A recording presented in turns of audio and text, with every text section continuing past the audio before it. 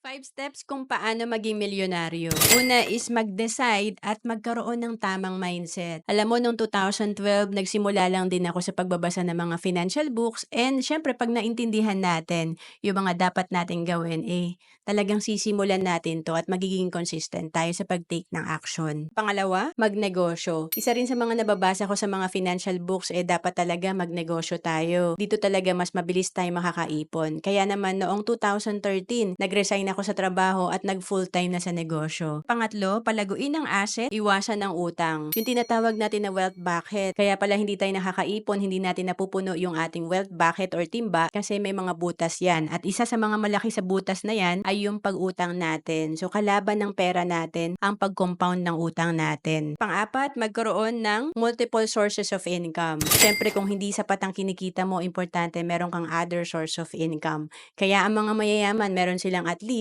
7 sources of income. Panglima, maging committed at consistent para sa iyong mga pangarap. Alam mo, ang dami naman talaga nating pangarap, pero konti lang talaga ang may disiplina at consistent sa pag-take ng action. Dapat yan talaga ang magkaroon tayo. Disiplina sa pag-iipon at pag-i-invest.